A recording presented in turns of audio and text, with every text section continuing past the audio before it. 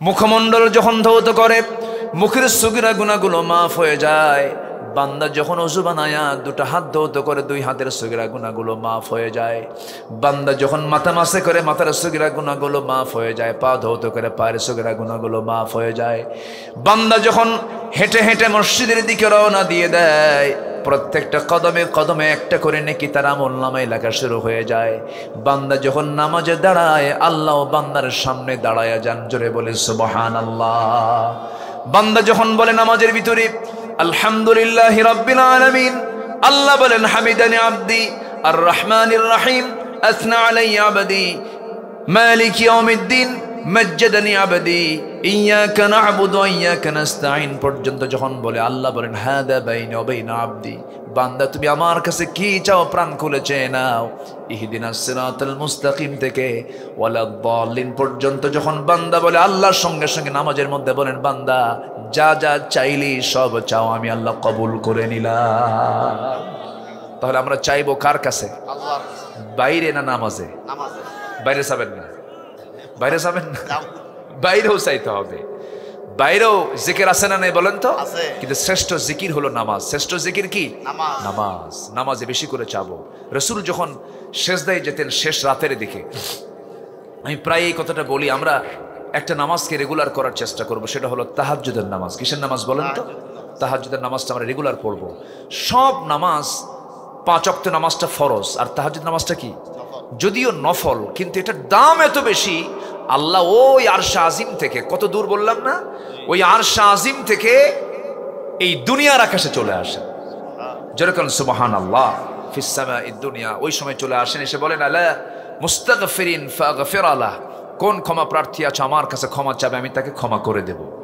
তো এই নামাজটা ইমানদারের যারা আল্লাহওয়ালা, খুব আল্লাহওয়ালা যারা, তাদের নামাজের ওয়াক্ত হলো 6টা, ফরজ ওয়াক্ত 5টা আর নফল ওয়াক্ত 1টা। তাহাজ্জুদের সময়টা আমরা অবশ্যই চেষ্টা করব নামাজ পড়ার জন্য। যদি খেলা দেখতে পারে রাত 3টার দিকে, কক্সবাজার মাহফিল ফিরে আসতেছি, গত 2 বছর আগের কথা, বিশ্বকাপ খেলা হচ্ছে, বিভিন্ন প্রজেক্টরে রাস্তার মোড়ে মোড়ে সব খেলা দেখতেছে।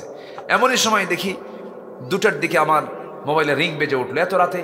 আউযু বিল্লাহি মিনাশ শাইতানির রাজীম, বিসমিল্লাহির রাহমানির রাহিম।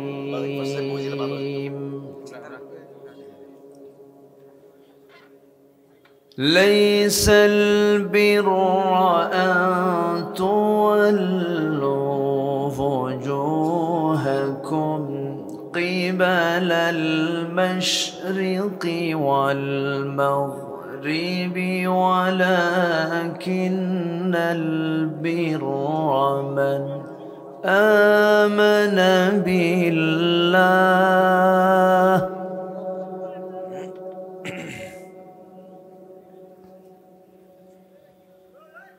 من آمن بالله واليوم الآخر والملائكة والكتاب والنبيين. الله أكبر.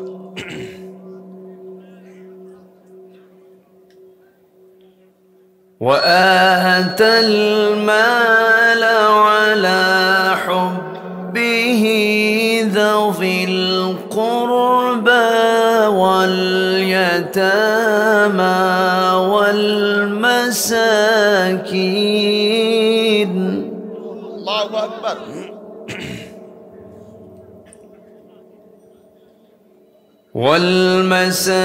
والمساكين وابن السبيل والسائلين وفي الرقاب. الله أكبر.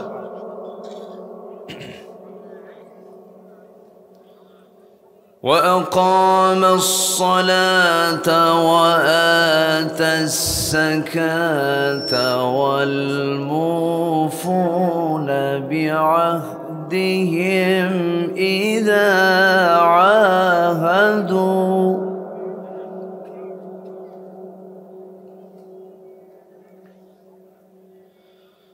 والصابرين في البأساء والضراء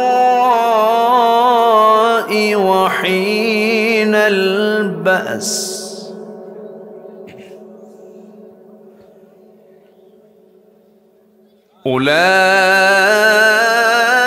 أولئك الذين صدقوا وأولئك هم المتقون.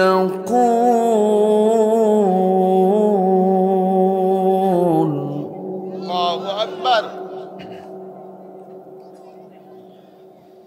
الله أكبر. بسم الله الرحمن الرحيم.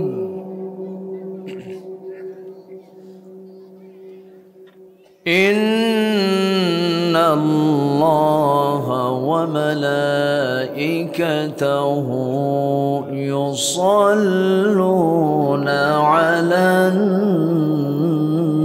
النبي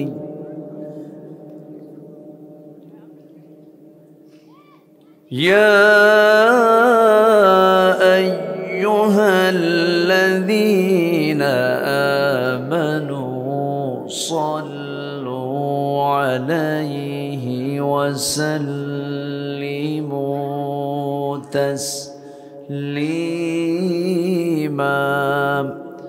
اللهم صل على سيدنا مولانا محمد وعلى آل سيدنا مولانا محمد.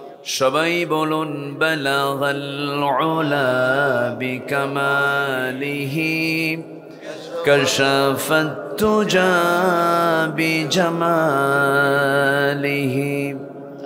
حسنت جميع خصاله.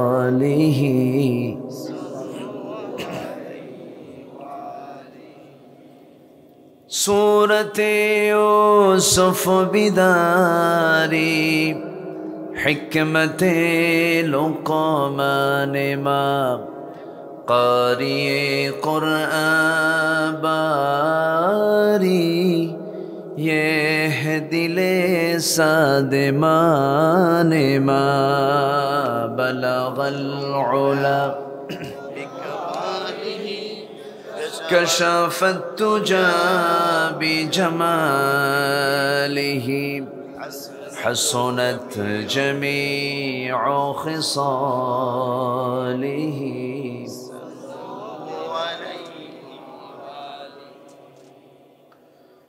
আমি কোরআনের সুর মাঝে শুনেছি যে নাম, আজানের সুর মাঝেও শুনেছি সে নাম। ও নাম শুনেছি আমি আমার হৃদয়, হে রাসূল নবীজি তোমায়, হে রাসূল নবীজি তোমায়। সবাই বলি সাল্লাল্লাহু আলাইহি ওয়াসাল্লাম।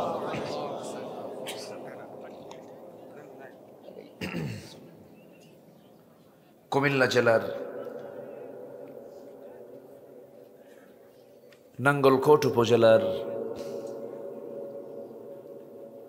আজিয়াড়া পশ্চিমপাড়া ইসলামিয়া মাদ্রাসা মাহফিল ইন্তেজামি কমিটি কর্তৃক আয়োজিত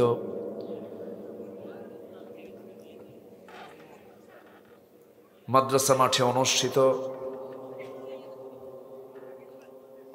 11তম তাফসীরুল কোরআন মাহফিল 2025 দিনের বেলা আয়োজিত আজকের এই মহৎ আয়োজনের সম্মানিত সুযোগ্য সভাপতি, অত্র প্রতিষ্ঠানের সম্মানিত সুযোগ্য সভাপতি, বিশিষ্ট ব্যবসায়ী জনাব আমার পূর্ব পরিচিত জনাব আবু সাইদ ভাই, আজকের এই প্রোগ্রামের সম্মানিত পৃষ্ঠপোষক যিনি আগাগোড়া এই মাহফিলের পিছনে অক্লান্ত পরিশ্রম করে যাচ্ছেন, দুবাই প্রবাসী আমার অত্যন্ত কাছের আমার প্রিয় ভাই নাসির উদ্দিন, কোথায় উনি, হাফিজাহুল্লাহ। আজকের মাহফিলের বরেণ্য অতিথিবৃন্দ, বিশেষ করে ডান পাশে বসা আছেন অত্র ইউনিয়নের সম্মানিত চেয়ারম্যান মহোদয়। আমি তো শুনে অবাক হয়েছি যে এখন চেয়ারম্যানরা আছে কেমনে। পরে উনি বললেন, না আমি তো ওই চেয়ারম্যান না। যাই হোক, আলহামদুলিল্লাহ। এরপর উপস্থিত হাজরাত উলামায়ে কেরাম, ফদলা ইজাম, সুশীল সমাজ, জাতির শ্রেষ্ঠ সন্তান, শিক্ষক মণ্ডলী, আজকের মাহফিলের প্রধান আকর্ষণ যাদেরকে নিয়ে আজকের এই সাজানো গোছানো বর্ণাঢ্য আয়োজন, তাওহীদের পতাকাবাহী, কালেমার ঝান্ডাবাহী, দ্বীন ইসলামের নরসারদুল বীর মুজাহিদ, প্রাণ প্রিয় সম্মানিত দ্বীনি ভাইরা, আড়ালে বসে আছেন শ্রদ্ধেয়া সম্মানিতা মা বোনেরা। আলোচনার সূচনায় আনুষ্ঠানিকতার মধ্য দিয়ে আমার পক্ষ থেকে আবারও দিল খোলা সালাম, আসসালামু আলাইকুম ওয়া রাহমাতুল্লাহি ওয়া বারাকাতুহু। সবাই কেমন আছেন? আলহামদুলিল্লাহ। আমি তো আপনার সাথেই তো আছি, আলহামদুলিল্লাহ ভালো আছি। আর তো মাহফিল বন্ধ হচ্ছে না তো? ওই চাচা আমাকে ধরে ফেলেছেন যে ওখানে বন্ধ করে দিয়েছিল। তো যাই হোক, ওরা তো নাই, এখন আছে কি আর বলে লাভ কি, ওরা শুনবেই না তো এখন আর। এখন আসুন আমরা আলোচনার দিকে যাই। মাহফিলটা রাতে হলে ভালো হয়, রাতে হলে হয়তো এই জায়গায় মানে সংকুলান হতো না। দিনের বেলা তো মানুষ তো খুব ব্যস্ত, আর কুমিল্লার মানুষ আরো বেশি ব্যস্ত। কুমিল্লার মানুষগুলো যন্ত্র চালিত, মেশিনও পারবে না, এত কাজ করে কুমিল্লার মানুষ। আমি দুবাই গিয়েছি, ওই এলাকা মনে হলো যে দুবাই না, পুরাটাই নাঙ্গলকোট। কি ঠিক আছে না নাসির ভাই? দুবাই আমি এক এলাকায় ঢুকে দেখি যে ওখানে অন্য কোনো এলাকায় সব নাঙ্গলকোট। তো বললাম এই দেশের নাম দুবাই বাদ দিয়ে নাঙ্গলকোট হয়ে যায়। এত মানে আপনাদের ব্যস্ততা, আল্লাহ তুমি এই ব্যস্ততাকে তুমি আল্লাহ কবুল করো, জোরে বলি আমিন। আজকে অফিস ডে, এর মাঝেও যে আপনারা এত মানুষ হাজির হয়েছেন, এটা বিশাল ব্যাপার। বলি আলহামদুলিল্লাহ, জোরে বলি আলহামদুলিল্লাহ, চিৎকার মেরে বলছি আল্লাহুম্মা ইন্নী আসআলুকা আল হুদা ওয়াত তুকা ওয়াল আফাফা ওয়াল গিনা। সবাই বলি আল্লাহুম্মা আইন্নি আলা যিকরিকা ওয়া শুকরিকা ওয়া হুসনি ইবাদাতিকা। আমরা আল্লাহ তাআলার শুকর আদায় করে নিলাম। সম্মানিত হাজিরিন, আমার আগে যিনি ইসলামী সঙ্গীত গিয়ে আপনাদের হৃদয়ের খোরাক মিটিয়েছেন, আমারও খুব প্রিয় শিল্পী, সুর সম্রাট, সুরকার, গীতিকার আমার মশিউর রহমান ভাই, চলে গেছেন তো মনে হয় না? আমার খুব কাছের মানুষ, খুব মহাব্বত আমাদের। নাসির ভাইয়ের সঙ্গে মহাব্বত আছে আলহামদুলিল্লাহ, কারোর সঙ্গে মহাব্বত কম নাই, আপনার সঙ্গে মহাব্বত কম নাই। আপনার আমাকে চিনেন তো? চিনেন দেখি তো মহাব্বত। আপনি কেমন আছেন চিৎকার মেরে বলে ফেললেন আলহামদুলিল্লাহ। আল্লাহ এই মহাব্বতকে হাসর পর্যন্ত গড়ায় দেন, জোরে বলি আমিন। আমরা সম্পর্ক গড়ব দুনিয়ার জন্য শুধু নয়, আখিরাতের জন্য। যে দল আমাকে আখিরাতে বাঁচাবে সেই দল করতে হবে, যে ব্যক্তি আমাকে আখিরাতে কাজে আসবে সেই ব্যক্তিকে আমার বন্ধু বানাতে হবে। চোর, সন্ত্রাসী, চাঁদাবাজ, গুন্ডা, মাস্তান, চরিত্রহীন, লম্পট কখনো আমাদের বন্ধু হতে পারে না। আমরা সম্পর্ক গড়ব কার জন্য? মান আহাব্বা লিল্লাহ ওয়া আবগাদা লিল্লাহ ওয়া আ'তা লিল্লাহ ওয়া মানআ লিল্লাহ ফাকাদ ইসতাকমালাল ঈমান। আমি কাউকে ভালোবাসবো আল্লাহর জন্য, কাউকে ভালোবাসবো না এটাও আল্লাহর জন্য, কাউকে দেব আল্লাহর জন্য, কাউকে দেব না আল্লাহর জন্য। যদিও রাওয়ায়াতটা খুব দুর্বল, জয়ীফ, কিন্তু কথাটা খুব দামি। জাহান্নামের ফয়সালা হয়ে গেছে এক বান্দার, বলা হবে জাহান্নাম দিয়ে দাও। আল্লাহ বলবেন দেখো তো ওই বান্দাটা দুনিয়ার জিন্দেগিতে কোনো আলেমের সঙ্গে তার কোনো সংস্পর্শ ছিল কিনা, ভালো বান্দার সাথে কিনা। দেখো তো আলেমের সঙ্গে খাওয়া দাওয়া করছে কিনা, না তাও। দেখো তো যে গ্রামে থেকেছে সেই গ্রামে কোনো আলেমের বসবাস ছিল কিনা, হ্যাঁ ছিল, যাও আমি ওকে মাফ করে দিলাম। এজন্য সংস্পর্শ ভালো হওয়ার দরকার আছে না নাই বলেন তো? আছে। আপনি বিড়ি খান না কখনো, কিন্তু বিড়িখোরের সঙ্গে থাকলে কি সম্ভাবনা আছে না? আজ থেকে আছে না নাই? গন্ধ, ওই ধোঁয়ার গন্ধ নিতে নিতে একসময় দেখবেন যে ওই ধোঁয়ার গন্ধ একসময় খারাপ লাগতো, মাথা ঘুরতো, একসময় দেখবেন যে ওটাই ভালো লাগতেছে। এটাই বাস্তবতা। সম্মানিত ভাইয়েরা, ও আচ্ছা, সম্মানিত ভাইয়েরা একটু আমার দিকে কান লাগান। আওয়াজ যে চলে গেল, বিদ্যুৎ চলে গেছে। আচ্ছা আচ্ছা, ঠিক হয়ে যাবে ইনশাআল্লাহ। সম্মানিত হাজিরিন, আমার আওয়াজ কি শুনতে পাচ্ছেন সবাই? কিন্তু আমার কানে কোনো আওয়াজ নাই, কিন্তু আমার কানে আওয়াজটা কমে গেছে। যে আমার কান ঠিক করেন দ্রুত গতিতে। সম্মানিত হাজিরিন, আমি আলোচনার সূচনায় কোরআনে কারীমের সবচেয়ে বড় সূরা 286টি আয়াত সম্বলিত একটা দীর্ঘ সূরা সূরাতুল বাকারা থেকে, যার যে সূরার নাম হলো একটা প্রাণীর নামে, যে প্রাণীর ভিতরে আল্লাহ পাক এমন একটা নিয়ামত রেখেছেন, যে নিয়ামত আল্লাহ পাক জান্নাতও রেখে দিয়েছেন। বলেন তো কি? দুধ। আল্লাহ পাক জান্নাতের মধ্যে দুধের নহর রাখবেন, আল্লাহ পাক মধুর নহর রাখবেন, আল্লাহ পাক শরাবের নহর রাখবেন, আল্লাহ পাক পানির নহর রাখবেন। কয়টা নহর বলেন তো? 4টা নহর, এর মধ্যে দুধ একটা। তো দুনিয়ার গাভীর মতো দুধ নয়, উটের মতো দুধ নয়, ওটা হবে জান্নাতি দুধ। আলহামদুলিল্লাহ বলে। এটা কি জেনারেটর এত কাছে কেন? আসবে আসবে আসবে দ্রুত গতিতে। এই আওয়াজ হলে তো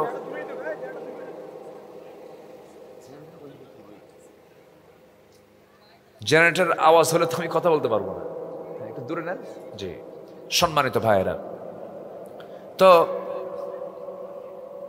আল্লাহ রাব্বুল আলামিন জান্নাতের যে দুধটা খাওয়াবেন এটা হবে স্পেশাল দুধ, যা খেলে বুড়া হবে না। আর দুনিয়ার দুধ খাইলে বুড়া হয় না? আজ থেকে বুড়া হয় না? বুড়া হয়। দুনিয়ার শরাব পান করলে লাঞ্চ ঠিক থাকে, তারপরে কলিজা ঠিক থাকে, পচে যায়, নষ্ট হয়ে যায়, অ্যালকোহল নষ্ট হয়ে যায়। কিন্তু জান্নাতের শরাব আল্লাহ পাক এমন ভাবে বানাবেন যা খেলে পরে যৌবন ডাবল ডাবল হয়ে যাবে। জোরে বলি সুবহানাল্লাহ। আল্লাহ রাব্বুল আলামিন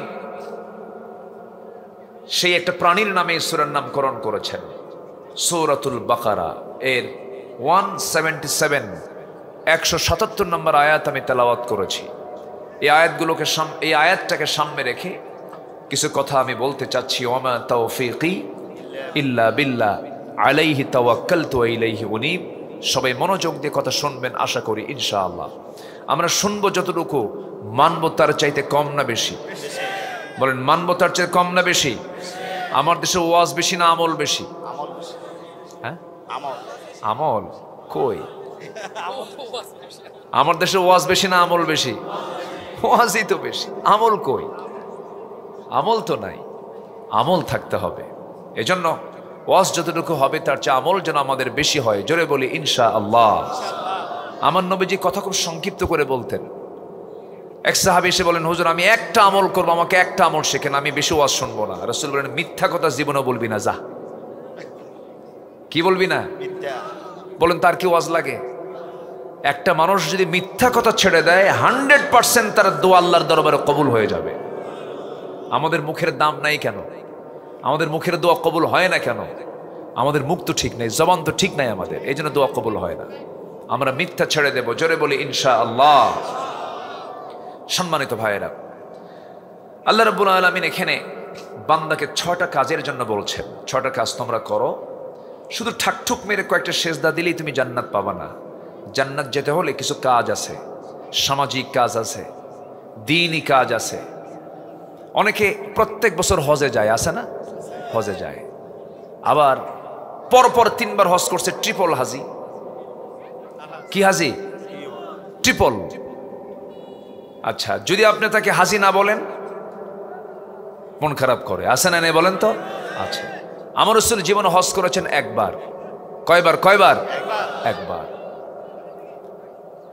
আপনি ওই 3টা বার হজ করলেন, 4টা বার হজ করলেন, যতটুকু না আপনার জন্য উপকার হবে।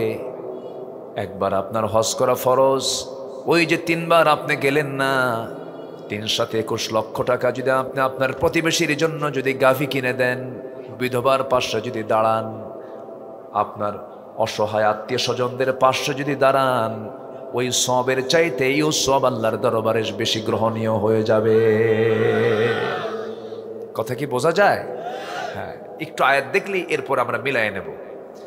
আল্লাহ রাব্বুল আলামিন বলেন, লাইসাল বিররা আন তুওয়াল্লু ফুজুহাকুম কিবালাল মাশরিকি ওয়াল মাগরিব ওয়ালাকিন্নাল বিররা মান আমানা বিল্লাহি ওয়াল ইয়াউমিল আখির ওয়াল মালাইকাতি ওয়াল কিতাবি ওয়ান নাবিয়্যিন وآتى المال على حبه ذوي القربى واليتامى والمساكين وابن السبيل والسائلين وفي الرقاب جربون الله أكبر আল্লাহ রাব্বুল আলামিন বলছেন, তুমি তোমার চেহারা পশ্চিম দিকে আর পূর্ব দিকে শুধু ঘুরিয়ে নিলেই তোমার এখানে প্রকৃত পূর্ণতা নেই। ঠাকঠুক মেরে কয়টা সেজদা দিলেই তুমি মহাসাফল্য হতে পারবে না।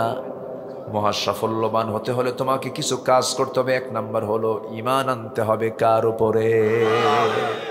কার উপরে? এটা হচ্ছে 1 নাম্বার কাজ। এটা মূল। একটা মানুষের গোটা বডির মধ্যে মূলটা কি? মানুষের বডির 3.5 হাতের মধ্যে মূল কি অংশ কি বলেন তো? মাথা। তো সমস্ত আমলের মধ্যে মূল যে আমাদের বিষয়টা, সেটা কি বলেন তো? ঈমান। ঈমান আনা, এটা হচ্ছে মূল। যেখানে যাবেন এটা হচ্ছে মাথা, এটা হচ্ছে মানে 1 নম্বর বিষয়। ঈমান থাকতে হবে। এখন বিষয়টা হলো, হুজুর আপনি বললেন ঈমান তো আমাদের আছেই, এরকম লোক কিছু আছে না বলেন তো? গাঁজা খায়, ঈমান আছে। সুদ খায়, ঈমান আছে। নামাজ পড়ে না, ঈমান আছে। তারপরে বাম দল করে, ঈমান আছে। এমনও আছে, আমার দেশের অভিনেতা হজে যায়, ওমরায় যায়। এক অভিনেত্রী ওমরায় গিয়ে লাইভ এসে বলতেছে, প্রিয় দেশবাসী, আমি ওমরায় আসছি, আমার জন্য সবাই দোয়া করবেন, আমি যেন ওমরার কাজগুলো সুন্দরভাবে সম্পূর্ণ করে দেশে ফিরে যেন সিনেমার বাকি কাজ সম্পূর্ণ করতে পারি। কি কথা কি বুঝতেছেন আপনারা? তাহলে দেখেন, উনি কিন্তু ওমরা করতে গেছেন, ঈমানও এনেছেন, কিন্তু ওনার নিয়ত কি? দেশে যেন এসে কি করতে পারে? সিনেমা বানাতে পারে। বলেন তো, এটা কি ঈমান? এটা কি ঈমান? আমার দেশে বহু লোকের নামও আছে ঈমান আলী, আছে না? ঈমান আলী। কিন্তু ঘুম থেকে ওঠে 10টার দিকে, নামাজ পড়ে না। নাম হলো ফজর আলী। কি নাম? ফজরে ও চেতনি পায় না, জায়গা পায় না। নাম হলো রমজান আলী, রমজান মাসে দুপুরবেলা ভাত খায়। নাম হলো আতর আলী, পকেটে গাজার গন্ধ। নাম হলো হিম্মত আলী, সাইকেলের চাকা বাস্ট হলেই শীত হয়ে পড়ে। নাম হলো বাদশা মিয়া, ভিক্ষা করে, আছে না এরকম, আছে না? ভিক্ষা করতে আসছে, নাম কি তোমার? বাদশা মিয়া। বাদশা মিয়া ভিক্ষা করো কেন? নাম তো মায়ের রাখছে বাদশা। নাম হলো লাল মিয়া, কিন্তু লোকটা কালো, আছে না এরকম, আছে না? আবার নাম হলো কালো মিয়া, লোকটা ফর্সা, আছে না কালো মিয়া? জি আমার বন্ধুগণ, নাম দিয়ে কোনো কাজ হবে না, বংশ দিয়েও কোনো কাজ হবে না। নাম আর বংশ দিয়ে যদি কাজ হতো, নূহের ছেলে কেনান জান্নাত পেত। নাম দিয়ে যদি কাজ হতো, বংশ দিয়ে যদি কোনো কাজ হতো, ইব্রাহিম আলাইহিস সালামের ছেলে, ইব্রাহিম আলাইহিস সালামের বাবা আজর জান্নাত পেয়ে যেত। বাবার পরিচয় দিয়ে ছেলের কোনো উপকার হবে না, ছেলের পরিচয় দিয়ে বাবার কোনো উপকার হবে না, বংশ দিয়ে কোনো পরিচয় দিয়ে লাভ হবে না। আল্লাহ রাব্বুল আলামিন বংশ দিয়ে কোনো মূল্যায়ন করবেন না, শুধু মূল্যায়ন করবেন হলো ইন্না খালাকনাকুম মিন যাকারিন ওয়া উনসা ওয়া জাআলনাকুম শুউবান ওয়া ক্বাবাইলা লিতাআরাফু ইন্না আকরামাকুম ইনদাল্লাহি আতকাকুম। আল্লাহ বলছেন, আমার কাছে দামি হলো যে বান্দা আমি আল্লাহ আমাকে সবচাইতে বেশি ভয় করে, সেই হচ্ছে আমার কাছে দামি, সেই হচ্ছে আমার কাছে মূল্যবান। বংশ দিয়ে যদি সব হতো, আবু লাহাবের বংশ কি বলেন? আমার নবীর বংশ কি? তাহলে আমার নবীর বংশ কুরাইশ, আবু লাহাবের বংশ। কিন্তু আবু লাহাবের নামে কি আসছে? তাব্বাত ইয়াদা আবি লাহাবিন ওয়া তাব। তাহলে বংশ দিয়ে তো ধ্বংস আটকানো যাচ্ছে না, বংশে দিয়ে ধ্বংস আটকানো যাচ্ছে না। ধ্বংস থেকে বাঁচার জন্য লাগবে হলো ঈমান। কি লাগবে বলেন তো? ঈমান। নামাজ পড়ি তো আমরা সবাই, আজিয়ারার মানুষ সবাই নামাজ পড়ে 5 ওয়াক্ত। জোরে বলি ইনশাআল্লাহ। আল্লাহ কবুল করুন, জোরে বলি আমিন। আগে ঈমান আনবো আমরা কার উপরে? আল্লাহর উপর। আল্লাহ আছেন না নাই? আল্লাহ কোথায় বলেন? আল্লাহ কোথায় বলুন, বলুন, একটু বলতে হবে কিন্তু। আর রহমানু আলাল আরশ ইস্তাওয়া। আমার আল্লাহ আছেন হলো আরশ আজিমের সমাসীন, কিন্তু ইলম সব জায়গায় আছে। ওয়া ইয়ালামু খাইনাতাল আয়ুনি ওয়া মা তুখফিস সুদূর। আল্লাহ তাআলা তোমাদের চক্ষু কি খেয়ানত করে, তোমার অন্তরে কি চিন্তা রেখেছো, আল্লাহ তাও জানেন। এটা কি পৃথিবীর কোনো প্রশাসন জানবে? জানবে না। আমার অন্তরের কি চেতনা, এটাও আল্লাহ জানেন। আল্লাহ কত দূরে আছেন দেখেন, সামান্য একটা জরিপ করলেই স্পষ্ট হয়ে যাবে। কান লাগাবেন, মনোযোগ দিয়ে শুনবেন। আল্লাহ কত দূরে আছেন। আমরা যে জায়গায় বসে আছি, বাংলাদেশের সবুজ ভূখণ্ডের কুমিল্লার নাঙ্গলকোটের আজিয়ারায় বসে আছি। এরকম একটা দেশ নয়, 228টা দেশ নিয়ে এই গোটা পৃথিবী। এই পৃথিবী ছোট্ট একটা দুনিয়া। এই বিশ্ব আকাশের নিচে যত আল্লাহ পাক গ্রহরাজি নক্ষত্ররাজি রেখেছেন, এর মধ্যে সবচেয়ে ছোট্ট একটা জায়গা হলো এই পৃথিবী। 228টা দেশ নিয়ে পৃথিবীর মধ্যে বাংলাদেশ একটা। এই 228টা দেশ মিলে এই যে দুনিয়া, এই দুনিয়াকে আলোকিত করার জন্য আল্লাহ রাব্বুল আলামিন একটা লাইট দিয়েছেন। সেই লাইটের সংখ্যা কয়টা? তার নাম কি? সিরাজাও ওয়া কামারাম মুনিরা। সূর্য হলো সিরাজ, কামারাম মুনিরা হলো চাঁদ, রাতের ঘড়ি। আর দিনটা হলো, সূর্যটা হলো দিনের ঘড়ি। কিসের ঘড়ি? দিনের ঘড়ি। বিদ্যুৎ মনে হয় আসলো না? হ্যাঁ, দেন একটু ঠিক করেন, একটু জিকির করি। লা ইলাহা ইল্লাল্লাহ লা ইলাহা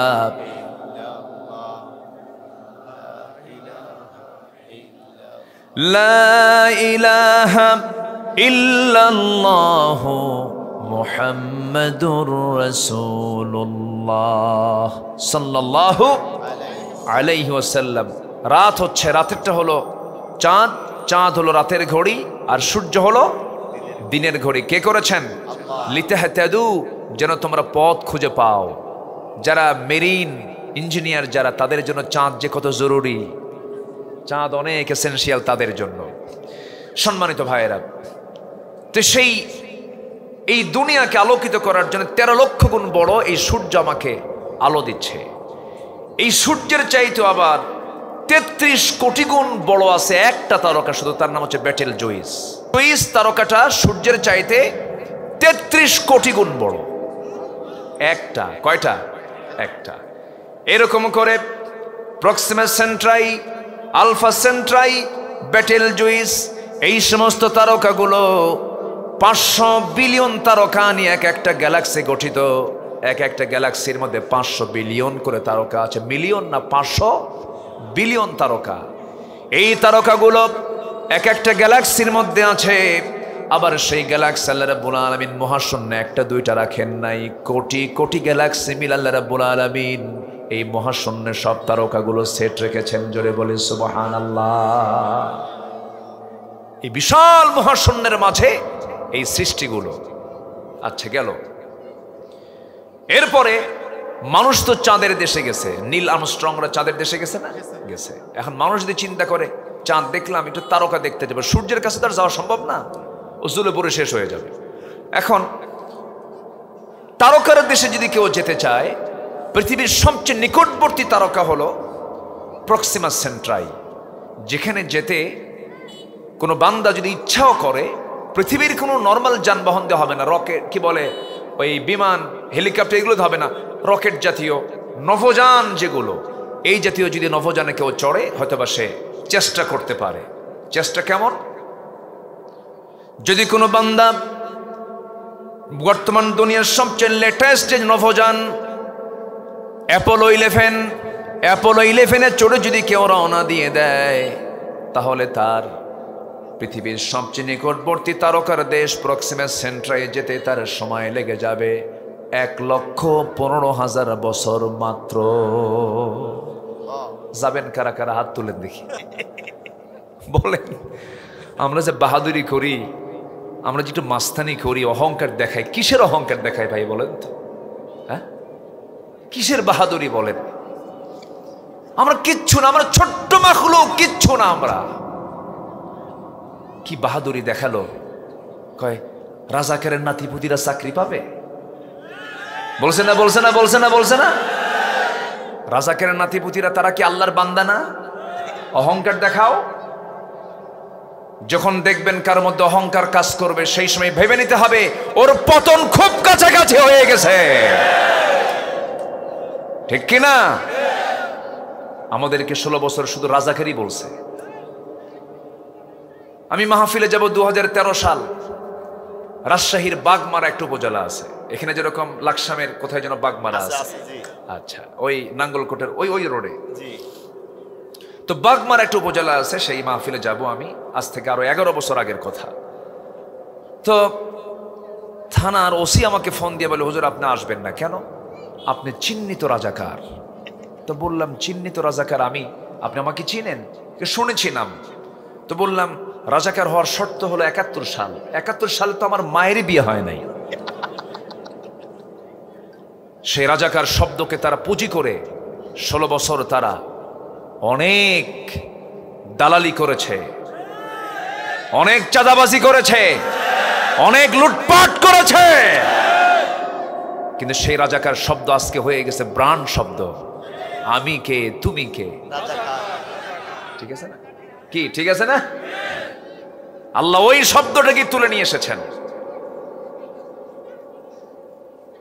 আমার দেশের প্রবাসীরা কি কষ্ট করে দুবাইয়ের চিত্র পাল্টিয়ে দিয়েছে। আমার দেশের শ্রমিকরা কি বিল্ডিং, ওই যে বুর্জ খলিফা, বড় বড় কনস্ট্রাকশনের কাজগুলো করেছে। মালয়েশিয়ার কেএলের বিল্ডিং গুলো আমার দেশের শ্রমিকরা করেছে। এত কষ্ট করে প্রবাসীরা টাকাগুলো দেশে পাঠাইছে, সব টাকা লুটপাট করে বাইরে আবার পাচার করেছে। ওরা আমাদের শত্রু না? শত্রু কিনা বলেন? প্রবাসী অশিক্ষিত দেশকে আগায় দিল, কৃষক অশিক্ষিত দেশকে আগায় দিল, তারপরে শ্রমিক অশিক্ষিত দেশকে আগায় দিল। এই গার্মেন্টস শ্রমিকরা সীমিত বেতনে চাকরি করে, তাও খুশি তারা, দেশ আগায় যাক। দেশ আগায় দিল মূর্খরা, অশিক্ষিতরা। আর দেশ পিছায় দিয়েছে চরিত্রহীন কলমের খোঁচা দিয়ে শিক্ষিত নামের কলম করা। সব দেখা শেষ। আগামীর দেশ আমরা দেখতে চাই কোরআনের দেশ। রাজি আছেন কারা কারা? হাত উঁচু করে দেখান মুসলমান।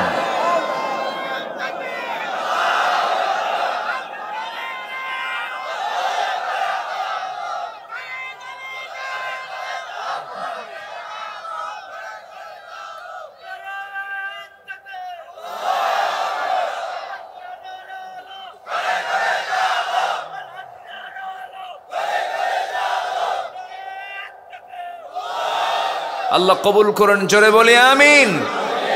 আমরা একটা কল্যাণ রাষ্ট্র দেখতে চাই, ঠিক কিনা বলেন?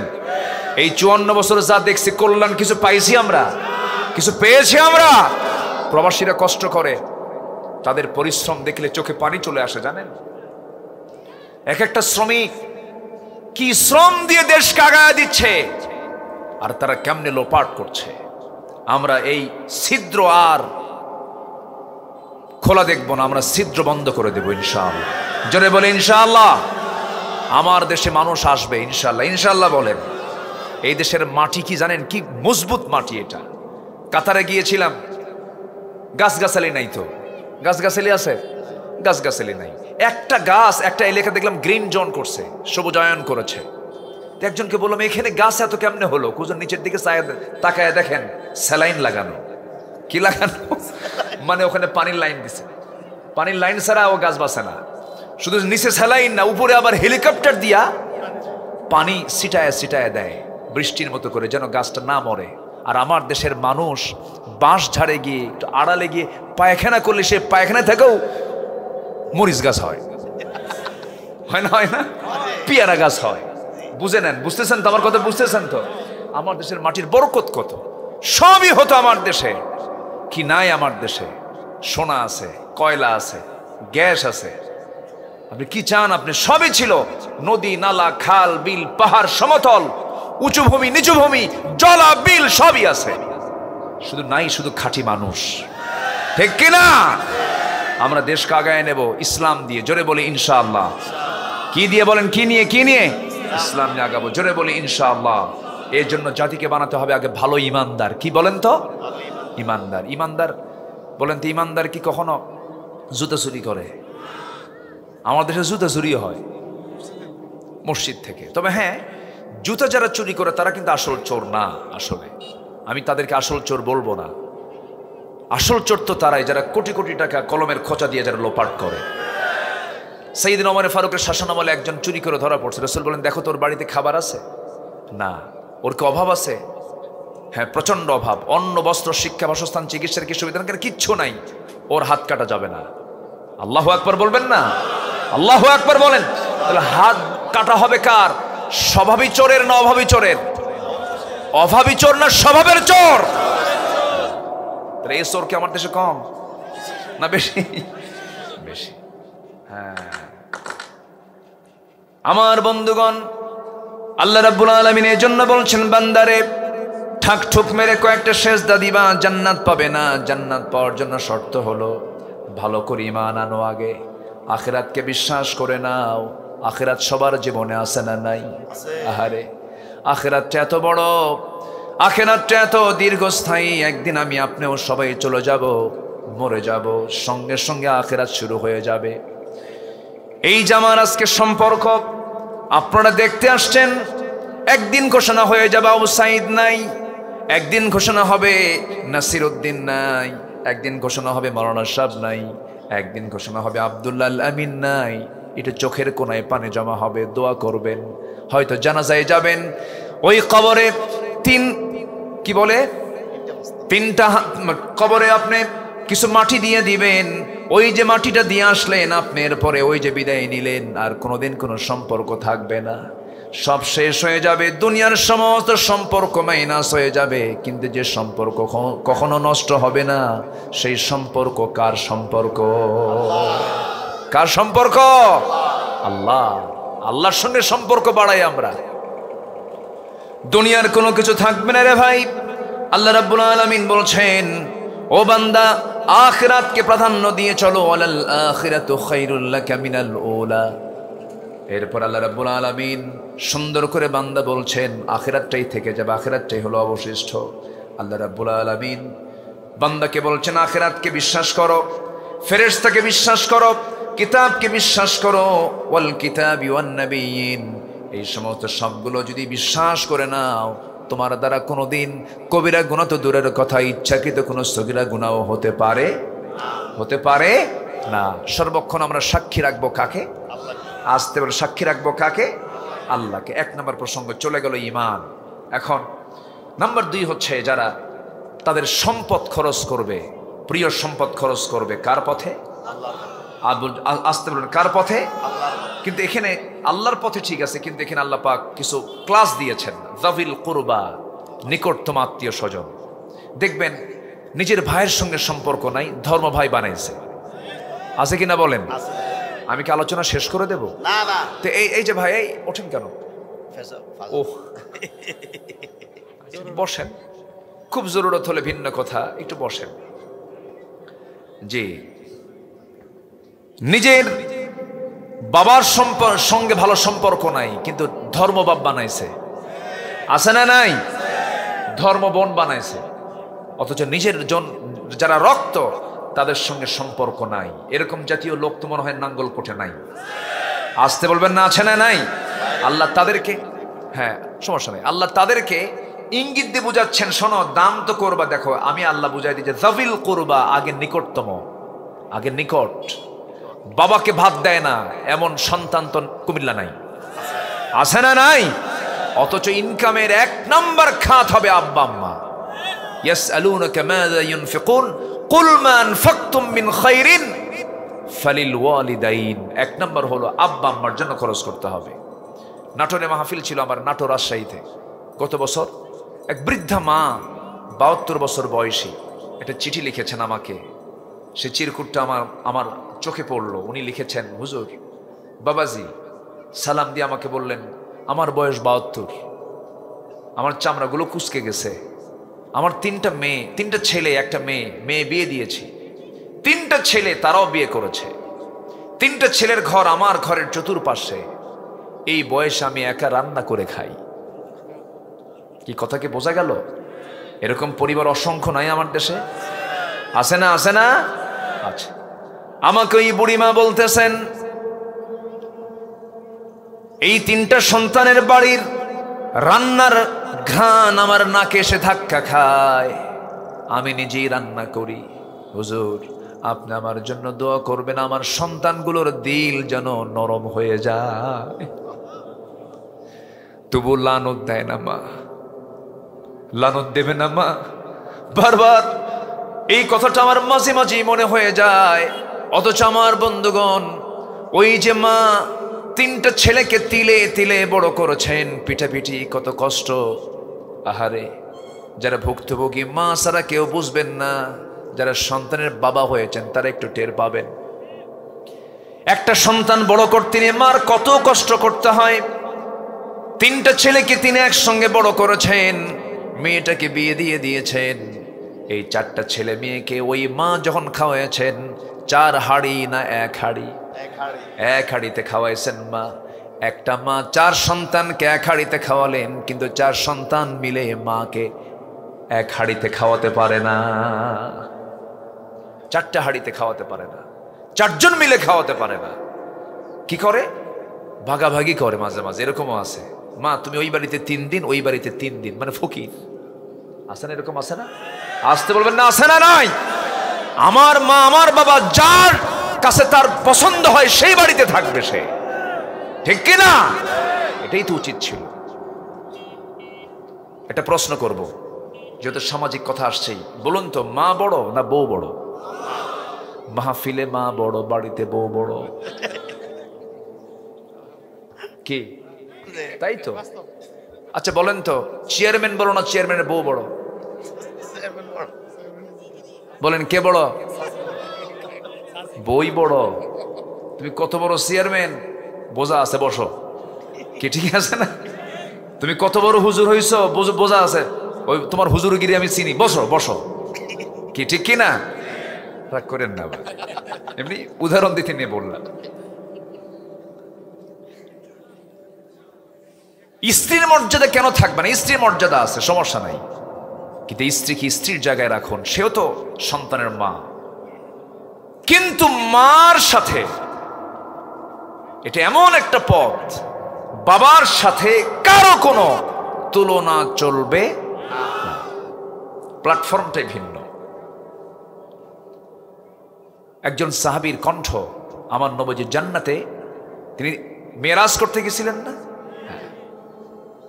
ওনাকে জান্নাত দেখানো হলো। জান্নাতের মধ্যে তিনি একা একা, হঠাৎ করে তার কানে সাইয়েদনা বেলালের কণ্ঠ আসলো। এবং আরেকজন সাহাবী নু'মান রাদিয়াল্লাহু আনহুর কণ্ঠ আসলো দুনিয়াতে, এসে বললেন, বেলাল তুমি কি আমল করলা, তোমারে দুনিয়াতে রেখে গেলাম কিন্তু জান্নাতে তোমার আওয়াজ শুনলাম। হুজুর ওযু করলেই নামাজ পড়ি। জোরে বলেন সুবহানাল্লাহ। ওযু বানালেই নামাজ পড়ি। আর ওই সাহাবীকে বলা হলো, নু'মান তোমার আওয়াজ কেন শুনতে পেলাম? তিনি বলছেন, ইয়া রাসূলুল্লাহ, এই জাগতিক জীবনে, এই দুনিয়ার জীবনে আল্লাহ এবং আপনার রাসূল এই দুজনের পর এই পৃথিবীতে সবচেয়ে বেশি মূল্য, দাম, সম্মান দিয়ে আমার মা বাবাকে। পৃথিবীর সব মানুষ একদিকে, যত বড় আলেম হোক না কেন, মার তুলনা হবে না, বাবার তুলনা হবে না। মার পায়ে গিয়ে পড়বেন, মার কাছে গিয়ে বলবেন, মা ভুল হয়ে গেছে, বুড়ি হয়ে গেছে, মা ছোট মানুষ হয়ে গেছে, হাড়গুলো ক্ষয় হয়ে গেছে। ছোট হয়ে যায় না মানুষ বুড়ো হয়ে গেলে?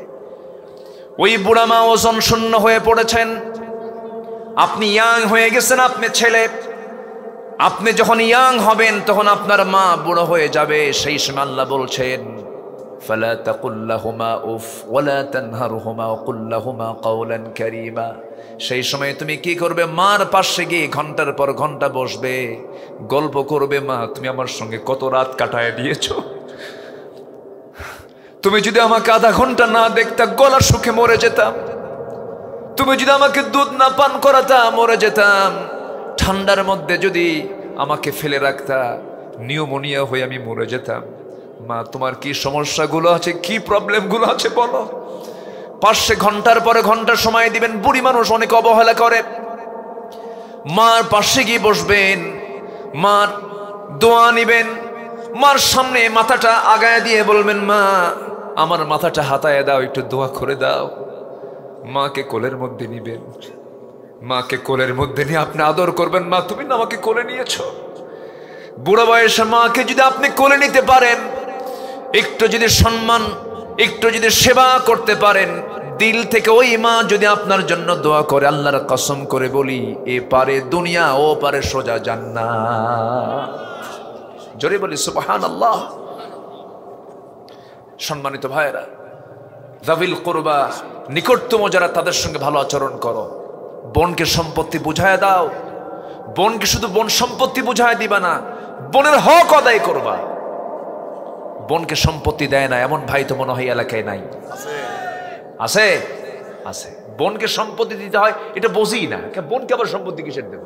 বিয়ে দিছে যা, এরকম আছে না নাই? রাগারাগি করে না, এগুলো করা যাবে না।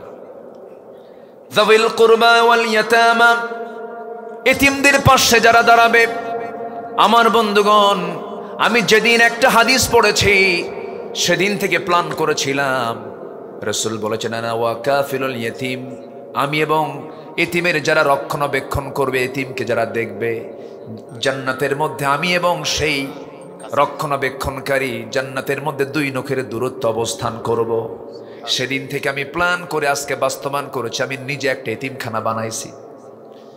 এতিমের মাথায় হাত বুলায় দিলে, এতিমের মাথায় যত চুল আছে প্রত্যেকটা চুলে চুলে আল্লাহ পাক সওয়াব দিয়ে ভরপুর করে দেন।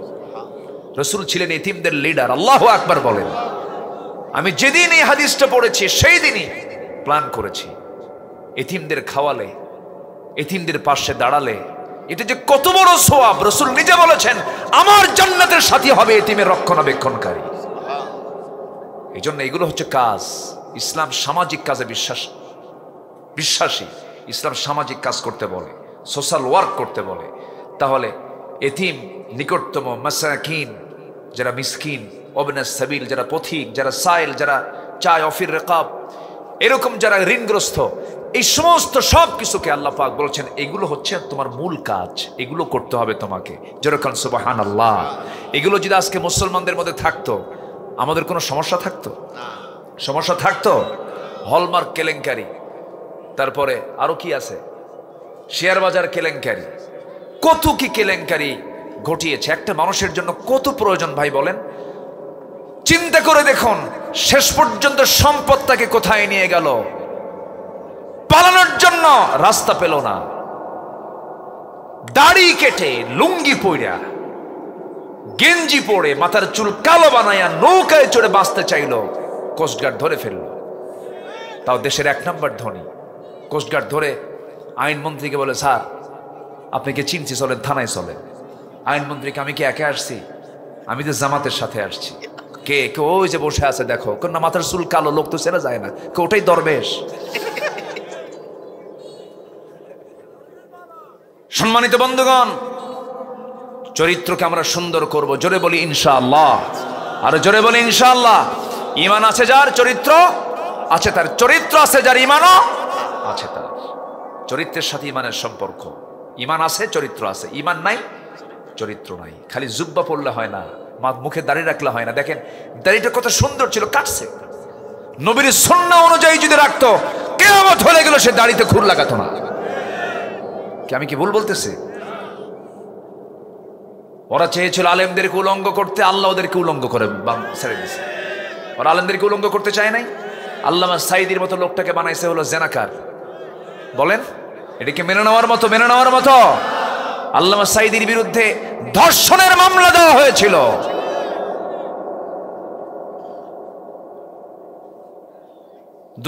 সালে একসঙ্গে ওনার জীবনের শেষ হজ, আমার জীবনের প্রথম হজ। 2009 সাল হজে গেলাম। হুজুরকে বললাম, হুজুর দেশের অবস্থা ভালো না, মামলা হচ্ছে, ট্রাইব্যুনাল গঠন হচ্ছে, আপনি গেলেই গ্রেফতার হবেন। উনি মুস্কি হাসি মেরে বলে, জেলখানার ভয় আমি করি। আল্লাহু আকবার বলবেন না? সারা জীবন কত গুলির মুখোমুখি হয়েছে, কতবার আমাকে গুলি করেছে, আমি তো মরেই গেছি 76 সালে। উনি বললেন, পুষ্পপাড়া, পাবনার পুষ্পপাড়া আলিয়া মাদ্রাসার মাহফিল, উনি মঞ্চে বসে বক্তৃতা করছিলেন, পাশে সভাপতি সাহেব বসা, উনি পাশে বসে ওয়াজ করতেছে, গুলি করেছে ওনাকে লক্ষ্য করে, পাশে সভাপতি সাহেবের বুকে সেট করে উনি শহীদ হয়ে গেলেন। উনি বলতেছেন, আমি তো সেই দিনে শেষ, আমার কিসের চিন্তা? উনি বললেন, আমি হাতে জীবন নিয়ে ঘুরি, যখন তখন চলে যাবে আমার জীবন। বললেন, আমি দেশে ফিরবো, আমার দেশের জনগণ বিপদে থাকবে, আর আমি আরামে এই দেশে আরামে থাকবো। এই চরিত্র আমার না, এই চরিত্র আমার না। সাঈদী পালায় না, সাঈদীর সামনে থাকে। ফিরেছেন দেশে, জেল খেটেছেন, হামলা মামলার শিকার হয়েছেন, জেল খেটেছেন 13 বছর। কোনোদিন কি তিনি চোখের পানি ফেলে কেঁদেছেন? শেষ বিদায় নিয়েছেন কান্না নিয়া না, হাসি নিয়া। আমরা তার মৃত্যুতে কি আমরা কেঁদেছি, আমরা তার মৃত্যুতে কেঁদেছি, আর উনি হেসে। এটাই তো জীবন, এটাই তো জীবন। সম্মানিত ভাইয়েরা, আমরা এই মাহফিল থেকে এটাও জানান দিতে চাই, আল্লামা সাঈদীকে যারা হত্যা করেছে তারা কোনো মানুষ না। আসতে কোন কেন? তারা কোনোদিন মানুষ হতে পারে না। দিল্লির প্রেসক্রিপশনে, হিন্দুস্তানের প্রেসক্রিপশনে তাকে হত্যা করা হয়েছে। যারা এই হত্যার সঙ্গে জড়িত তাদের চূড়ান্ত শাস্তি নিশ্চিত হওয়া দরকার। রাজি আছেন কারা কারা? হাত উঁচু করে দেখান মুসলমান।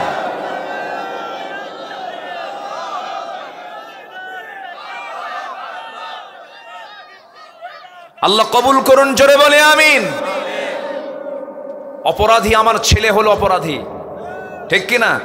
সাইয়েদনা ওমর তার নিজের ছেলের বিচার করেন নাই? করেছেন। অপরাধী যে, তাকে অপরাধের শাস্তি পেতেই হবে, এতে কোনো ছাড় দেওয়া যাবে না। আল্লাহ কবুল করুন, জোরে বলি আমিন। রাগ করতেছেন নাকি? এজ এ ভাঙ্গাচূড়া তো আমাকে মানুষ আলেম মনে করে। আমি তো আলেম না, আমি তো জানি আমি কি, আমার তো কোনো এলেম কালাম নাই। কিন্তু মানুষ যেহেতু মনে করে, সেই প্ল্যাটফর্ম থেকে আমার কি একটা আলেমের পক্ষে কথা বলার দরকার আছে না নাই?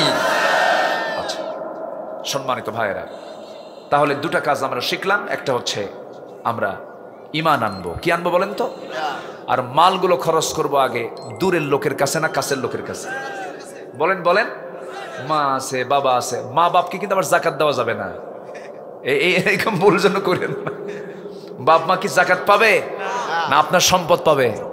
আপনার সম্পদ, আপনার ভালোটা দিবেন। আপনি বাড়ি বানাইছেন, যে ঘরটা সবচেয়ে ভালো সেই ঘরটা বাপ মার জন্য দিবেন। সুবহানাল্লাহ বলেন। মা কত কষ্ট করছে না? মা মেঝেতে থেকে, আমার মা আমাকে উপরে শোয়ায় রেখেছেন যেন বাচ্চার ঠান্ডা না লাগে। গোটা রাত ঠান্ডা পায়ে সরিষার তেল মাখায় দিয়েছেন। আগে তো সরিষা দিত, সরিষার তেল মাখায় দিয়েছেন, কত আদর করেছেন। আমরা এগুলো করব, জোরে বলি ইনশাআল্লাহ। আজকে মানবতা শেষ, মানুষ মানবিকতায় নাই আর। এত পাষাণ হৃদয় হয়ে গেছে, বাপ মরে যায় জানাজায় যাওয়ার সময় পায় না। আছে না? আছে না? গাজীপুরে বৃদ্ধাশ্রম গড়ে উঠেছে, ডিওএইচএস বাড়িধারা এই সমস্ত হাইফাই সোসাইটির পরিবারের বাপ্পাগুলো ওই ছেলেদের কাছে জায়গা না পেয়ে গাজীপুর বৃদ্ধাশ্রমে গিয়ে আশ্রয় নিয়েছে। কিসের পরিবার এগুলো জানেন না? কয়েক বছর আগে ধানমন্ডিতে এক অভিনেতা, এক নায়কের শ্বশুর সুইসাইড করছে পিস্তল নিয়ে, মনে আছে আপনাদের? ধানমন্ডি কি ফকিরের বাড়ি? তার বউ আছে, ছেলে আছে, মেয়ে আছে, সংসার আছে, পরিবার আছে, ধন আছে, সবই আছে, সুইসাইড করলো কেন? এর মূল কারণ হলো ইসলাম নাই পরিবারে। কি নাই? শ্রদ্ধা নাই, স্নেহ নাই, ভালোবাসা নাই, মায়া নাই, সন্তান বাবা কারো কোনো হক আদায় হয় না, এই জন্যই মরছে। এই জন্য আমরা সব জায়গায় ইসলামটাকে নিয়ে আসবো, জোরে বলি ইনশাআল্লাহ। এই গ্রামে কোনো বেনামাজি থাকবে না, দাওয়াত দিবেন না।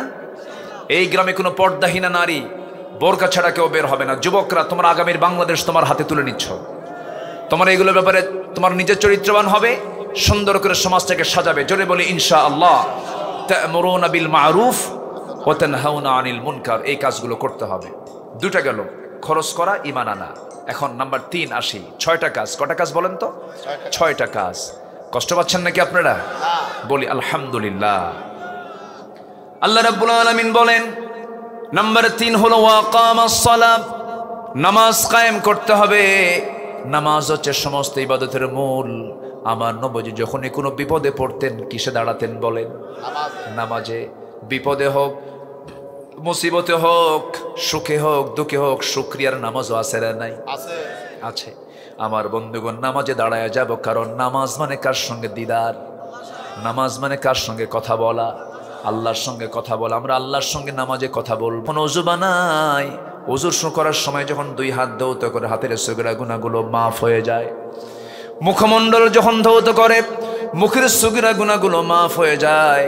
বান্দা যখন ওযু বানায়া 2টা হাত ধৌত করে 2 হাতের সগীরা গুনাহগুলো মাফ হয়ে যায়। বান্দা যখন মাথা মাসে করে মাথার সগীরা গুনাহগুলো মাফ হয়ে যায়। পা ধৌত করে পায়ের সগীরা গুনাহগুলো মাফ হয়ে যায়। বান্দা যখন হেঁটে হেঁটে মসজিদের দিকে রওনা দিয়ে দেয়, প্রত্যেকটা কদমে কদমে একটা করে নেকি তার আমলনামায় লেখা শুরু হয়ে যায়। বান্দা যখন নামাজে দাঁড়ায়, আল্লাহ বান্দার সামনে দাঁড়ায়া যান, জোরে বলে সুবহানাল্লাহ। বান্দা যখন বলে নামাজের ভিতরে আলহামদুলিল্লাহি রাব্বিল আলামিন, আল্লাহ বলেন হামিদানি আবদি আর রহমানির রহিম, আসনা আলাইয়া আবদি মালিক ইয়াউমিদ্দিন, মজ্জাদানি আবদি, ইয়াকা না'বুদু ওয়া ইয়াকা নাস্তাঈন পর্যন্ত যখন বলে, আল্লাহ বলেন হাদা বাইনি ওয়া বাইনা আবদি, বান্দা তুমি আমার কাছে কি চাও প্রাণ খুলে চেয়ে নাও। ইহদিনাস সিরাতাল মুস্তাকিম থেকে ওয়ালাদ-দাল্লিন পর্যন্ত যখন বান্দা বলে, আল্লাহর সঙ্গে সঙ্গে নামাজের মধ্যে বলেন, বান্দা যা যা চাইলি সব চাও, আমি আল্লাহ কবুল করে নিলাম। তাহলে আমরা চাইবো কার কাছে? আল্লাহর। বাইরে না নামাজে? নামাজে। বাইরে যাবেন না, বাইরে যাবেন না, বাইরেও চাইতে হবে। বাইরেও জিকির আছে না নাই বলেন তো? কিন্তু শ্রেষ্ঠ জিকির হলো নামাজ। শ্রেষ্ঠ জিকির কি? নামাজ। নামাজে বেশি করে চাবো। রাসূল যখন সেজদায় যেতেন শেষ রাতের দিকে, আমি প্রায় এই কথাটা বলি, আমরা একটা নামাজকে রেগুলার করার চেষ্টা করব, সেটা হলো তাহাজ্জুদের নামাজ। কিসের নামাজ বলেন তো? তাহাজ্জুদের নামাজটা আমরা রেগুলার পড়ব। সব নামাজ 5 ওয়াক্ত নামাজটা ফরজ, আর তাহাজ্জুদ নামাজটা কি? যদিও নফল, কিন্তু এটার দাম এত বেশি। আল্লাহ ওই আরশে আজিম থেকে, কত দূর বললাম না, ওই আরশে আজিম থেকে এই দুনিয়ার আকাশে চলে আসেন। যেরকম সুবহানাল্লাহ ফিস সামাঈদ দুনিয়া, ওই সময় চলে আসেন, এসে বলেন আলা মুস্তাগফিরিন ফাগফির আলাহ, কোন ক্ষমা প্রার্থী আছে আমার কাছে ক্ষমা চাবে, আমি তাকে ক্ষমা করে দেব।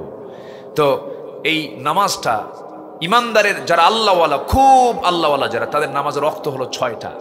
ফরজ ওয়াক্ত 5টা আর নফল ওয়াক্ত 1টা। তাহাজ্জুদের সময়টা আমরা অবশ্যই চেষ্টা করব নামাজ পড়ার জন্য। যদি খেলা দেখতে পারে রাত 3টার দিকে, কক্সবাজার মাহফিল ফিরে আসতেছি, গত 2 বছর আগের কথা, বিশ্বকাপ খেলা হচ্ছে, বিভিন্ন প্রজেক্টরে রাস্তার মোড়ে মোড়ে সব খেলা দেখতেছে। এমনই সময় দেখি 2টার দিকে আমার মোবাইলে রিং বেজে উঠলো। এত রাতে হয়তো কোনো মৃত্যুর সংবাদ অথবা শুভ সংবাদ অথবা নিজের কোনো পার্সোনাল কোনো লোক ফোন দেবে। ফোনটা ধরলাম রাত 2টার দিকে, ফোন দিয়ে বলে, হুজুর আমি আপনার দারুণ ভক্ত, ওয়াজ শুনি, কিন্তু আজকে একটা স্পেশাল দোয়ার জন্য আপনার কাছে ফোন দিয়েছি। কি দোয়া? কুজন আমি ওযু করে তাহাজ্জুদ নামাজও পড়ছি, আমার দল আর্জেন্টিনা যেন জিতে। বুঝলেন কি কথা, কি বুঝতেছেন? তাহলে চিন্তা করেন, খেলা হয় আর্জেন্টিনা ব্রাজিলের কোথায়, আর লাশ পড়ে হলো ব্রাহ্মণবাড়িয়ায়। এরকম আশেক আছে না নাই বলেন তো? আছে। এগুলো করা যাবে না। আমরা রাত তো জাগি, কার জন্য জাগবো আমরা? আল্লাহর কার জন্য জাগবো? 5 ওয়াক্ত নামাজকে সবাই পড়তে রাজি আছেন? এটা হাত তুলে কি দেখানো যায় না? আবার একটু একটু জি জোরে বলি, ইয়া আল্লাহ, ইয়া আল্লাহ। আমাদেরকে 5 ওয়াক্ত সালাত আদায় করার তৌফিক তুমি আল্লাহ দিয়া দাও। জোরে বলি আমিন, আরো জোরে আমিন, আরো জোরে আমিন। হাত নামান, কষ্ট দিলাম। নামাজ পড়লে কি আমার লস না আমার লাভ হবে? নামাজ ও আকামাস সালাত, যারা নামাজ কায়েম করবে, নামাজ শুধু পড়লে হবে না, নামাজ কায়েমের সংগ্রাম করতে হবে। রাষ্ট্রে ইসলাম আসুক, নামাজ আসুক, সবাই চান না? রাষ্ট্রে যদি নামাজ আসে তাহলে বেতনভুক্ত ইমাম আর নামাজ পড়াবে না। এখন তো আপনাদের বাইতুল মোকাররমের যিনি খতিব আপনাদের এলাকার সন্তান, লাকসাম বাড়ি, কুমিল্লা বাড়ি। হ্যাঁ, আপনারা নাই কোথায়? আব্দুল মালিক সাহেব। জি সম্মানিত ভাইয়েরা, ইমাম তখন হবে কে জানেন? নামাজ কায়েম হওয়া মানে ইমাম হবে হচ্ছে বঙ্গভবনে যে বসবাস করবে, বঙ্গভবন থেকে সোজা চলে যাবে বাইতুল মোকাররম, উনি হবেন নামাজের খতিব। আল্লাহু আকবার বলেন। এমন দৃশ্যকে সবাই দেখতে চাই? আমরা ইমাম দেখতে চাই কি সাধারণ ইমাম না বঙ্গভবনের ইমাম? বঙ্গভবনের ইমাম। বাস সেদিন দেখবেন যে আর চাঁদাবাজি নাই, আর কোনো সুদের কারবার নাই, আর কোনো লুটেরা নাই, সব শান্তি হয়ে গেছে। আল্লাহু আকবার বলেন। সব শান্তিতে ভরপুর করে দিবেন তিনি কে? আল্লাহ পাক। সম্মানিত ভাইয়েরা, সম্মানিত বন্ধুগণ, নামাজ কায়েম করতে হবে। নাম্বার 4 হলো যাকাত দেওয়া। নাম্বার 4 কি? যাকাত। যাকাত কি জরিমানা না ফরজ? ফরজ। অনেক আছে আল্লাহর কাম নাই কাজ নাই, দেশের ট্যাক্সও দিই, আবার আল্লাহও একটা ট্যাক্স ধরছে, একটা জরিমানা দেখতেছি। যেরকম নাউজুবিল্লাহ, দুনিয়ার ট্যাক্স এটা লস। এই ট্যাক্সটা আমাদের জন্য কি হচ্ছে? লস না? যাকাতও দিই আবার ট্যাক্সও দিই। ট্যাক্স দিই গভর্নমেন্টের ভয়ে, আর যাকাত দেব আমরা কার ভয়ে? আল্লাহর ভয়ে। ভয়টা বেশি দরকার কার? আল্লাহ। আল্লাহর ভয় দরকার না? অনেকে বলে, প্রশ্ন করে আমাদেরকে, হুজুর ট্যাক্স তো দিই, আমার আবার যাকাত দিতে হবে নাকি? বললাম যে ইসলামী রাষ্ট্র যদি চাইতা, ইসলাম যদি ক্ষমতায় যেত, তাহলে ট্যাক্স দেওয়া লাগতো না, তোমার যাকাতই হয়ে যেত। যেহেতু নাই, জরিমানা আদায় কর। কি ঠিক কিনা কথা বলছেন? এই জন্য যাকাত সমাজে চালু হোক। সবাই কি চান আপনারা? যাকাত আছে যেখানে সুদ নাই সেখানে, যাকাত নাই যেখানে সুদ আছে সেখানে। আমার দেশে এখন কি আছে? সুদ আছে। নাম্বার 5 হলো ওয়াল মুফুনা বিআহদিহিম ইযা আহাদু। ওয়াদা যখন করবে, ওয়াদাটাকে রক্ষা করবে। ইমানদারদের যতগুলো গুণ আছে এর মধ্যে অন্যতম গুণ হলো ওয়াদা ভঙ্গ করা যাবে না, ওয়াদাকে কখনো হেরফের করা যাবে না। আমাদের সমাজের ব্যবস্থাগুলো ধ্বংস হওয়ার পিছনে মূল কারণ হলো ওয়াদা ঠিক নাই। মুখে বলে একটা, কাজ করে আরেকটা। আমি আমাকে বিশ্বাস করতে পারি না, আপনি আপনাকে বিশ্বাস করতে পারেন না। আপনি একজনের সঙ্গে ওয়াদা ভঙ্গ করলেন, ভাই আমি তোমাকে অমুক তারিখে তোমার লেনদেনটা আমি ক্লিয়ার করবো, সে আরেকজনকে বলে দিয়েছে, ভাই অমুক দিন একজন দিতে চেয়েছে, আমি তোমাকে সেখান থেকে দিয়ে তোমাকে দেব। আপনি দিলেন না, আপনার ওয়াদা ভঙ্গ হলো আপনার কারণে। কি? আরেকজনের ওয়াদা ভঙ্গ হয়ে গেল। এটা সামাজিক ব্যাধি হয়ে যায়। এই জন্য একটা আদর্শ সমাজের বৈশিষ্ট্য হলো একটা বান্দা কখনো ওয়াদা ভঙ্গকারী হতে পারে না। আমার বন্ধুগণ, সর্বশেষ হলো ধৈর্যশীল হওয়া। ধৈর্যের পরিচয় দাও কোন সময়? সচ্ছল অবস্থায়, অসচ্ছল অবস্থায়, বিপদে আনন্দে, সব জায়গায় ধৈর্যের পরিচয় দেওয়া।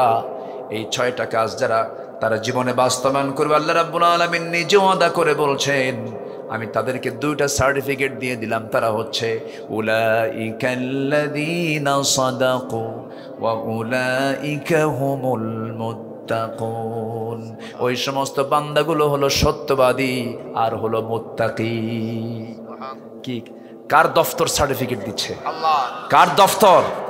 সুইডিশ একাডেমি নয়, নোবেল একাডেমি নয়, আল্লাহর দফতর থেকে আল্লাহ ঘোষণা করছেন, এই কাজগুলো করবা, তুমি সিদ্দিক খেতাব পাবা, আর মুত্তাকি খেতাব নিয়ে জান্নাতের চাবি নিয়ে জান্নাতে ঢুকে পড়বা।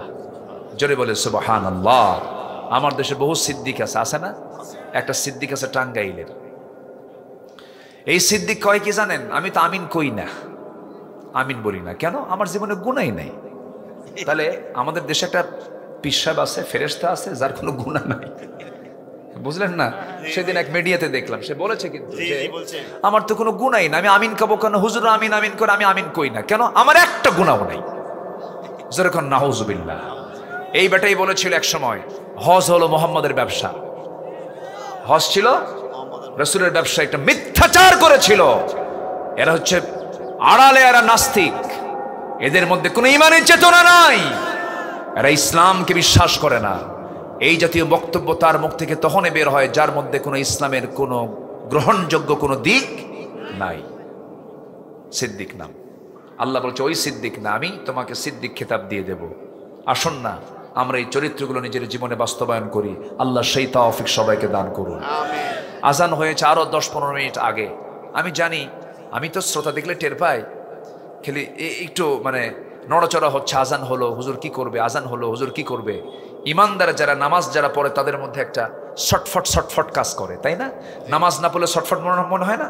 মনে হয় যে আমি এটা কখন শেষ করব, কখন শেষ করব। চিন্তা নাই, আমি কিন্তু বেনামাজি হুজুর না।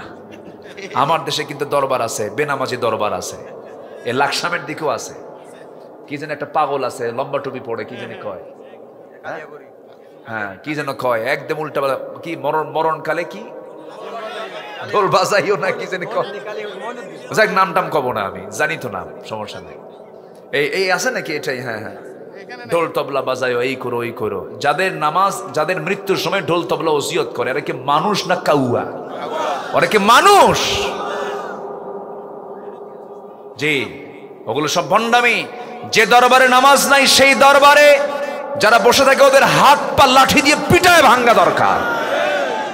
ওরা ইমান চিন্তাই করে নাই মানুষের। জি, আল্লাহ তুমি সবাইকে বোঝার তৌফিক দাও, জোরে বলি আমিন। আরো জোরে আল্লাহুম্মা আমিন। সম্মানিত ভাইয়েরা, যেহেতু আজান হয়ে গেছে, আমরা এখানে যদি নামাজটা পড়ি কেমন হয়? ভালো হবে। ভালো হবে না? কি সুন্দর পরিবেশ করে দিয়েছে, এত বড় জামাত আপনার এখানে কোথাও পাবেন না। এখন আজকে ওযু ছাড়াই নামাজ হোক নাকি? না ওযু করবেন? ওযু করতে হবে। ওযুর ব্যবস্থা আছে না? আচ্ছা, ওযুর ব্যবস্থাও আছে। বসেন, আমরা দোয়া করব তো আগে, বসেন। হ্যাঁ হ্যাঁ, না না না, আগে দোয়াটা করে দিন। জি, আমরা দোয়াটা করব, এরপরে ওযুর জন্য কিছু সময় দেওয়া হবে।